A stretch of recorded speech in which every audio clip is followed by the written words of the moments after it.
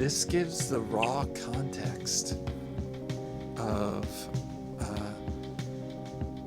of what we're doing here, which is discussion. Can I give my answer again, if I remember it? I don't know, Wes, can you? What the fuck is that? I don't know. I tried to make a graphic up with my left hand on the spot. It's beautiful. It's so beautiful. Yeah. This is what my answer was. All right. My answer was you put people in positions to succeed and rise to the occasion by trusting them, by giving them responsibility and or something that you have to let go of yourself. That was my answer to your question, which was in the other stream. Wait, say that one more time.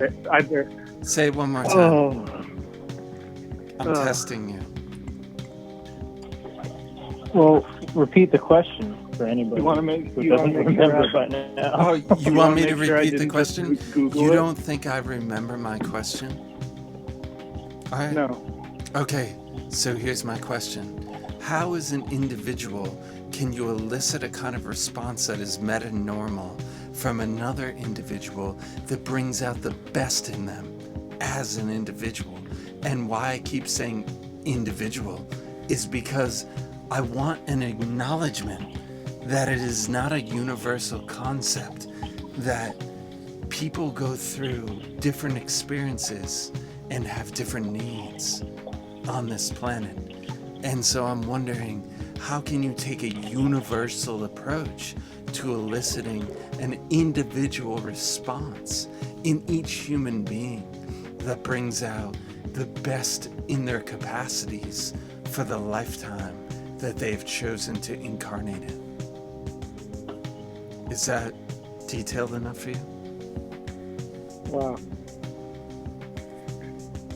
Yeah, that was great. Wow, I feel like it's about time for Keita to call in, no? All right, whatever. Frankie Fitch is chomping at the bits here. Yeah, I know. Frankie Fitch, I can tell you that the whole thing, there is no one, the Sass Boys are not in any way. Everyone here is pro-human. And that's all I can say. Oh, no. So if it comes off as alien or migrant or anything like that, I can tell you right now, there is no intention there, and there is no unintention there, that it was about a conversation. And I think Justin made a pretty poignant point about how, relative to the times, we see people as threats, other humans, as we slowly, apparently, move towards a collective consciousness and collective unconsciousness that doesn't see other people as a threat, and how absurd it is that in this day we use terminology like alien in this culture to define people from another country. But it's really, they probably are from another dimension than the people that use that term. They really are unreachable in the state those people are in. Anyway, Frankie Fitch also says, sounds like a teacher and a bunch of nonsense. So Frankie Fitch has gone crazy and we can all just relax now. Anyway. Oh, that's a palindrome, Frankie Fitch. Very nice.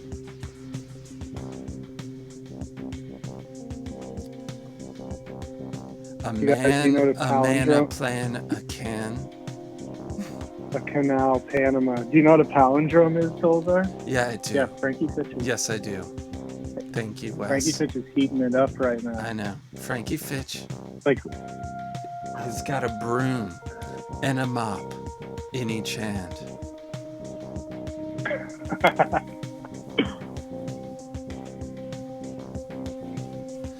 Greetings, pals. How's that? Your music to my ears on chat.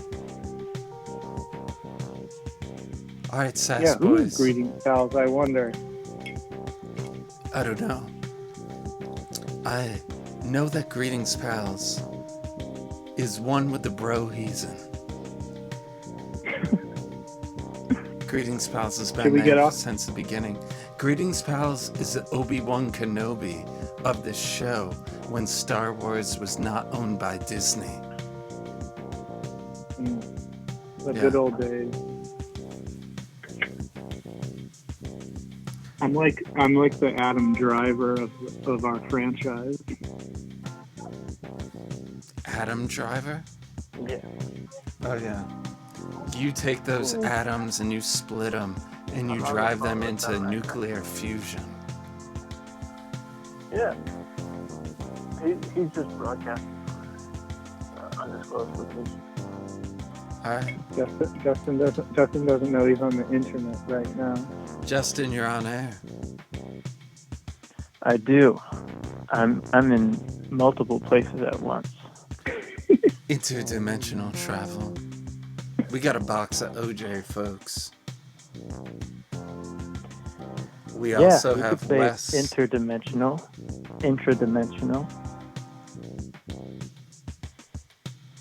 You know anything about that? Interdimensional travel.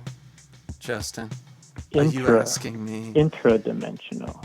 Intra-dimensional. Within the dimension, huh? Yes. Well, I would say this.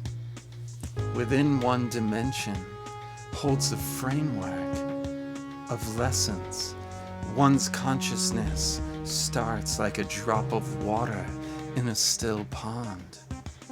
It sends a ripple out, and that ripple, like the concept of the Holy Grail, must mirror the inside and the outside as it scatters and goes and explores every corner of the known universe.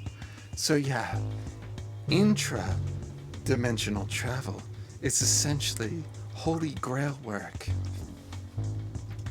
You get me? Yes. Yeah. Yes, I do. I rather like that explanation. Oh, Sass. Speaking of the outer reflecting Yeah. the inner, kind of relating to our earlier subject of how to inspire or how to elicit a meta-normal response, as you put it, from other people, or how to better the environment around you, I guess I would say, on a non-universal tip. I was just sort of in a debate the other day with my partner about this subject of how to, or actually really it was about whether or not free will is true, if free will actually exists or not, which is to say, if you could do things over again, as many people say, would they happen Wait the same way? Are those two separate things? Free will and if you could do things over again. It seems like two separate things, right? Exactly, yeah. Okay. Say that was possible, as some people like to imagine, that knowing what you know now, you could go back and do something over again. That would imply that you have free will if you could do that. That the universe has endless possibilities. I have some very concrete advice on this, and it's this, Justin. I feel like the free will, in the way that you're talking about it, to do something over again, we all encounter it in regret or wanting to do something differently than we did it. But the fact of the matter is, our consciousness is anchored for one reason or another into temporal reality. And so the free will comes in, learning from your experience. There are infinite possibilities of the ways that you will react from what has happened in a linear equation. So, what I mean by that is, it only emphasizes the aspect that this is all a school. We are all learning from our own actions. In other words, again, all right, who's making noise back there? Anyway, the free will comes in multiple facets. One is, again, you learn from what you did. How do you react from then? That is the immediate, in the present moment, possibility of different possibilities. You could react defensively. You could react in one way or another from something you have done, something that happened to you. And in the present moment, you have to make that choice. And the more conscious you become in the present moment to make that choice, the more you are intact and in cahoots with free will. Free will in another way is this: you are destined to be the individual that you are in the school of Earth. And so why not accept it? That's right.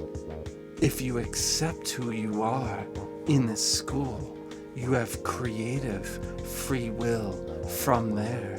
But there is a destiny that first must be accepted, which brings up the concept, again, operating in a linear temporal existence, that at one point you have to learn the lessons that cause you to accept who you are, to then break free into a creative free will.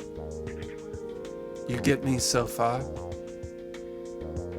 Yeah, that's a nice duality to kind of marry within yourself. Yowza, folks. I mean, I'm just saying, it seems to me like, why would you want anything other than what's supposed to happen? You submit to your own will if you submit to your own identity, because all of us are essentially our own gods. We are God, which chose to go into multiplicity, to propagate itself into multiple consciousness, to find itself again on the treasure hunt of existence. And the density of the human school is one in which the lessons you learn move you on that game board, like rolling multiple dice instead of just one die. And that's why we all find ourselves in this school over and over again. God wants to find itself through that multiplicity, and you are a part of it. So understanding the free will to understand that you are destined to be who you are frees you to the free will of creativity to move from that point into further space, which evolves you into closer and closer into the original unified Godhead that split itself to find itself again. So what's free will and what's not? I mean, really. Wow. I think I just got a contact high. Yeah, you just busted my dome, man. I don't know. I gotta say. I'm riffing. Your lighting looks really good now too. Yeah, I because like some lighting failed. Oh, really? The camera. I like it. The It looks camera. like you're telling ghost stories. The camera above me died. So now I look like I'm in front of a campfire. Yeah, I like that. Can you tell us a ghost story? Alright, I'll make one up. give me, all right, Wes, give me one element to the ghost story, just something that needs to be included. And then Justin, you give me afterwards one element that needs to be included in the ghost story. Deal? Deal. Okay, let's do it. Alien intervention. Okay, got it. Justin? A collision of dimensions. Wow, you guys are going easy on me tonight. Alright. So, even though you can't hear the Sass Boy music, I'll tell the ghost story to the Sass Boy music. Wait, I meant to say Yeah, what? timeline collision. That kind of Timeline dimension. collisions. An alien Yeah. intervention. Alright, here we go. There was once a human being who thought they were advancing the human race in a way in which the practical, tangible structure that is so inherent to this reality was addressed. In fact, this human wore the name Gravity. And this human, known as Gravity, used to ask themselves over and over again, how do I hug everything around me and yet challenge it? It's a question some nurturing beings ask themselves every day. How do I nurture what I see around me and yet challenge it to be more, to grow into the will of whatever is? So this human being we shall call Elon Husk. And Elon Husk, sorry, what's so funny?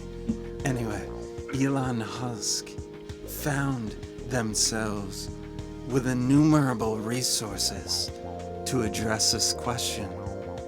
Elon Husk thought, hey, if I can feel gravity in the way I do, should I not translate that into the human experience? Wasn't I given all these resources to launch pad out of this, to give everyone something of a shooting star to look to, but a shooting star that doesn't fall down or across the sky, but goes up and out in the trajectory, even symbolically, of what earthlings feel? Well, Elon Husk was delusional in a lot of ways, but Elon Husk had all the means at their disposal to start to challenge the gravity that was a part of everyone's existence on Earth.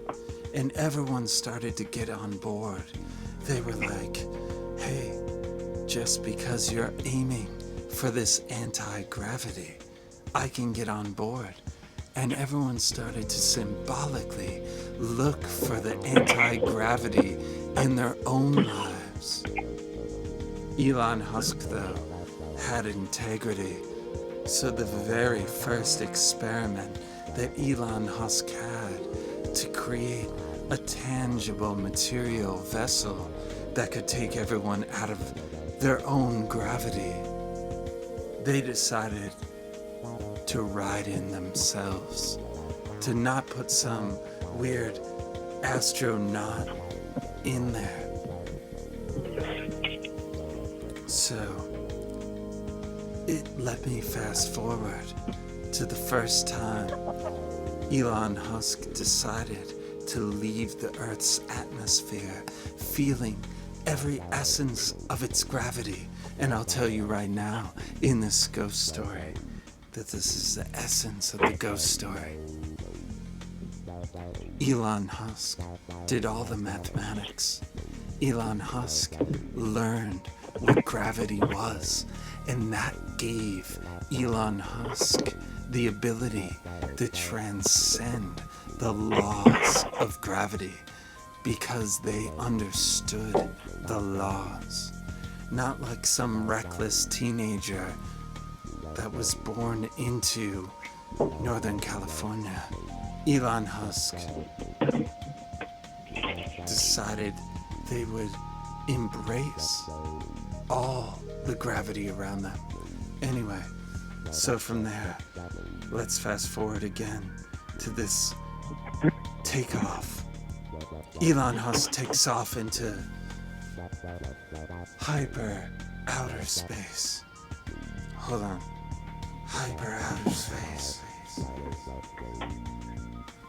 And when Elon Musk gets into outer space, after all those lessons, all the exercises, all the studies, all the ways of making money, all the ways that Elon Musk had seen other human beings try out their ideas but fail because of discipline or means, Elon Musk was in the outer space. And then all of a sudden, right about when the glory of objectivity was about to hit our astronaut, there came a sudden shudder within the light intake systems of his vessel. I said his, but I meant their vessel. There was something unexpected and something subtle, something beyond their control. Their instruments started to detect something that was not a threat. And Elon Musk, with no gravity now, felt themselves helpless, their strength taken from them. Everything that they had dedicated their lives to overcoming, the gravity of the lessons of Earth, were finally overcome. And yet, there was another echelon, another shell, something they had to overcome. The glitches that came about at the same time that this realization took them gave them a slight anxiety. And then, out of nowhere, Bernie Sanders appeared. Bernie Sanders without a spacesuit. Bernie Sanders was floating in a one-piece suit made of ferns. Made of what? Ferns. Bernie Fern. Sanders had a fern one-piece suit. Apparently, someone from an obscure Montessori school down in New Mexico decided to make him a suit of ferns. And Bernie Sanders decided, hey, I got nothing else to lose. I might as well give it a try, and put the fern suit on, and was immediately propelled into outer space. Only Bernie Sanders was ahead of his time. And so when Elon Musk was waiting in outer space in this dumbfounded echelon building consciousness, Bernie Sanders was also surprised because it seemed like it was way in the future for him. Timelines had crossed. And yet, Elon Musk, because he had switched to his good-smelling cologne, decided that Bernie Sanders in a fern suit was an alien. He was uncertain of him. Elon Musk decided, hey, can I trust you right now? You seem like you got your head on your shoulders, but you're also really out there. I feel like you're struck in the past. So Bernie Sanders, in his fern suit, turned to Elon, now Musk again, and said, Wow, the Sass Boy track just ran out. Alright, we got one more track. Never mind. So, Bernie Sanders said to Elon Musk, I want to propose something to you. I want you to think about this, Elon. What if we all were not distracted by trying to search for something outside of our own means?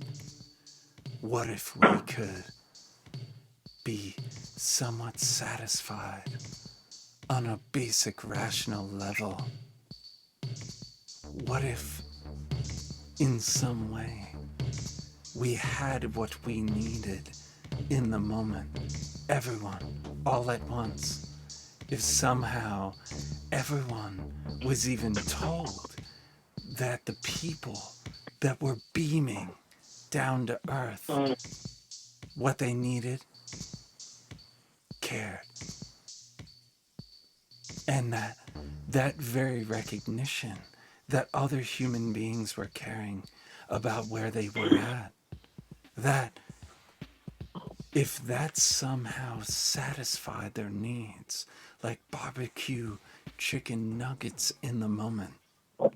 And Elon Musk said, you are a true alien, Bernie.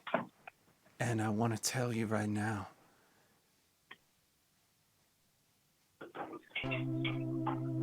thanks, Sass, Joe Manchin is a real threat in the future. And then Bernie says, tell me about it. And then Elon Musk says, I came out into the atmosphere because I wanted to have an objective viewpoint on humanity. I had all the means. I tried to work within the system of humanity, but I realized I was just another human trying to operate within a paradigm that I was trying to fix. And Fern Bernie said, I know, you have to ask the children to make a suit of ferns for you to get out of there. You try to use your money to get an objective viewpoint. It doesn't ever work. Money has a spell to it in itself. You need to not denounce money, but to see it as a vehicle, which I know you have, but to see how it speaks through those that don't have it. And then Elon Musk said, Bernie, even though you look to me like a burnout hippie, I have to tell you this. I have no idea what to do from now but to watch Joe Rogan occasionally go on there and say, I will provide the framework for all of you to overcome your problems in an old paradigm, while me, myself, as an egoic individual, will go through a spiritual journey to find out how I can provide that framework in another way. Meanwhile, many have to suffer. And then Bernie said, listen, they don't need to suffer as greatly as you think they do, Elon Musk. We can do something in the moment. And Elon Musk says, listen, my finances are what create my objective reality. I can't give them up like you want to. And then Bernie says, are you Kelly Loeffler, you piece of shit? Are you gonna call me a radical socialist? And then Elon Musk goes, listen, you can smell me all you want right now, but I'm not giving it up. And then Bernie says, listen, I'm sorry I got rude, but someone has to have a spine. If I'm going to commandeer the Democratic Party, I absolutely need to show that I have an atlas joint, which creates a connection to my head and my body. And then Elon Musk says, you're talking my language. You want a bionic ghost? And then Bernie says, is this a ghost story I'm living in? Elon Musk says, hell yeah, bro, we're gonna get this done. Who would have thought that you and I were the two to team up? And then Bernie says, I don't want any of your technological shit. I want to be a human being, thinking about human beings from this perspective. There are no plateaus, Elon. We're always going to have to be thinking about human beings from this perspective. And then Elon says, hey, the campfire is getting tiresome to keep up. Can we just have an automated campfire maker? And then Bernie says, not on my watch. I fear my time is faint, like Obi-Wan Kenobi pre-Disney. And then Elon Musk says, I'm afraid I'm gonna have to sell out, Bernie, but your ghost shall live on, somewhat, in my technology's aim. But I take what you said. We cannot solve this paradigm's problems through this paradigm's solutions. And so I will continue to try to defy gravity, and you should continue to work within your paradigm in your age group. And somehow we will meet in weird cross-temporal existence as alien brothers that you'll never give up. And then Bernie said, stop loving Joe Rogan so much. And then Elon said, but Tulsi Gabbard's not that bad. I think she's just confused. And then Bernie said, what? And then Elon said, listen, I'll do commercials. And Bernie said, I gotta go. The Sass Boys are playing. End of story. Campfire goes out. Everyone sighs, wishes there was something more. Some kid with a s'more has an unburned marshmallow at the end of a stick. An old hippie that was hiding in the woods looks at him, comes out and says, kid, you're holding America on the end of a stick. The kid says, it's just an unburnt marshmallow. And the old hippie says, you should be thankful it's not burnt yet. And then the kid says, I think I'm just gonna eat it because there's nothing left to do. And then Bernie comes running out of the woods in a bearskin suit and knocks the marshmallow out of the kid's hand and hands him a carrot. Yeah. Bernie.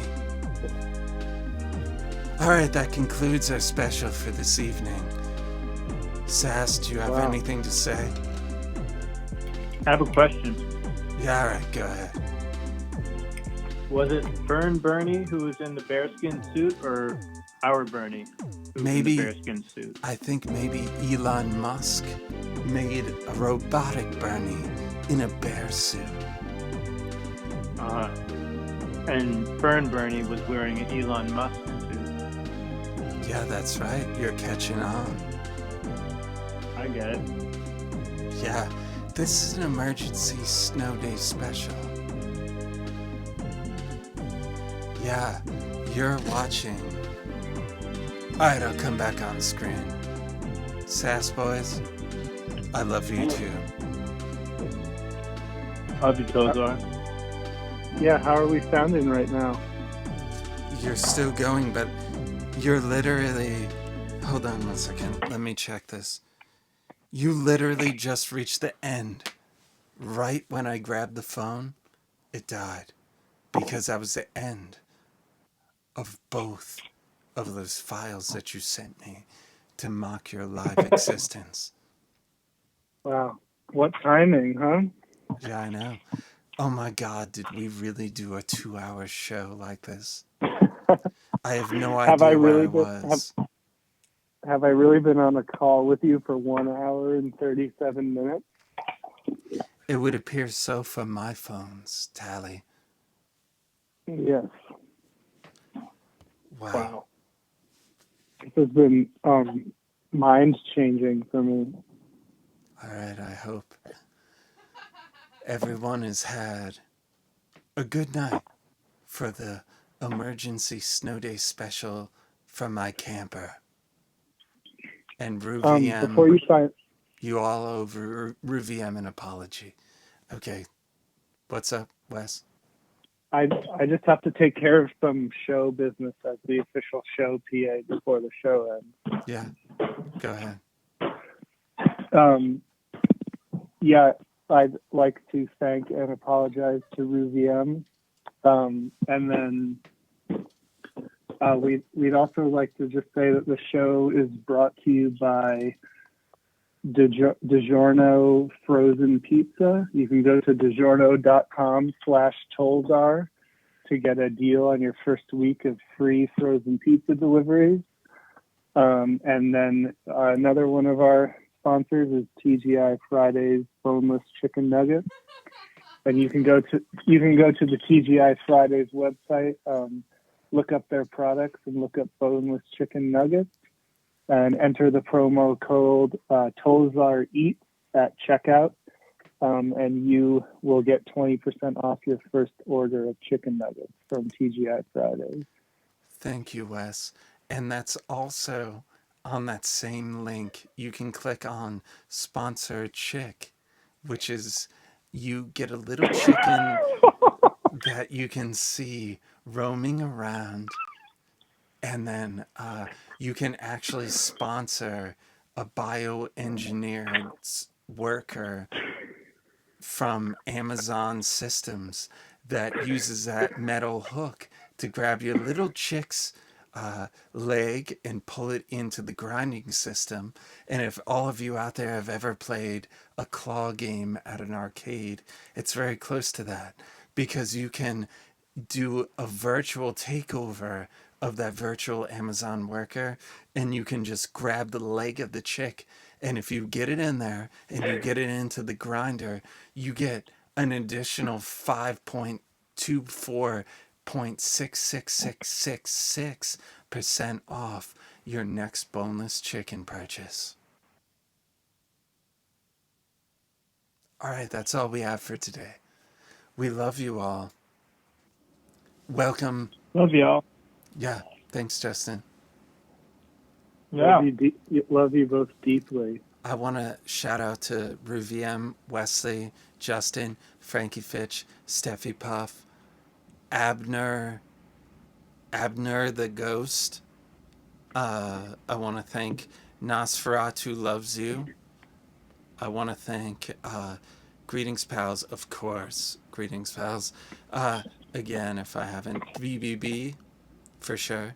I want to thank Chaz, who was in the chat earlier and said, I'll be here in spirit. And I can't believe we did a show tonight from the camper. Love you all. Get out of the screen. All right. I'm going to sign off. Love you all. Bye.